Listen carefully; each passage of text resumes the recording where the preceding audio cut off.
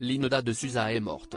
À 74 ans, la célèbre chanteuse portugaise a succombé à une insuffisance respiratoire mais était déjà malade depuis plusieurs mois comme l'a confié son agent Fabien Lecoeuvre.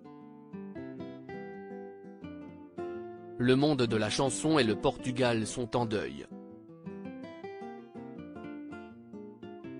Ce mercredi 28 décembre, Linda de Souza est décédée à l'âge de 74 ans.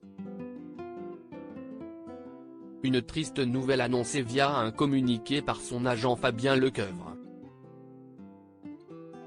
Son fils Joao et moi-même, avons la douleur de vous apprendre le décès ce matin à 10h10, de Madame Linda de Souza, à l'hôpital de Gisors, où elle avait été transférée très tôt ce matin même, pour insuffisance respiratoire et positive au Covid-19, a-t-il révélé sur les réseaux sociaux. Un choc pour le public qui n'avait plus eu de nouvelles de la chanteuse depuis 2017 et sa participation à la tournée Âge tendre. L'interprète de Tiroli Tirola laisse derrière une très belle carrière et un incroyable parcours qu'elle avait raconté dans son autobiographie La valise en carton entre enfance malheureuse à l'orphelinat et son exil en France loin de sa terre natale.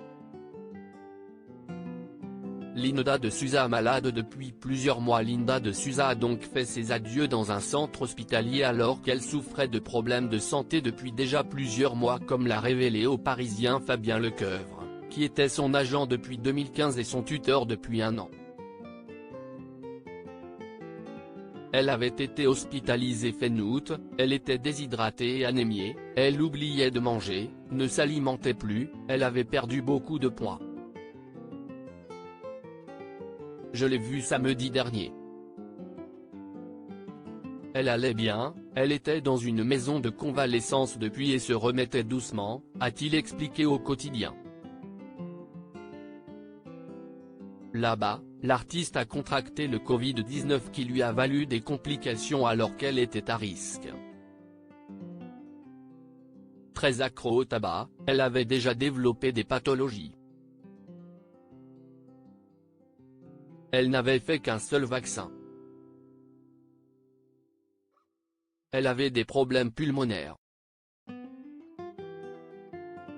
C'était une grosse fumeuse, elle consommait entre 2 et 3 paquets de cigarettes par jour, a confié Fabien Lecoeuvre. Une addiction qui a dû précipiter la chute de l'ex-femme de chambre qui a connu la gloire.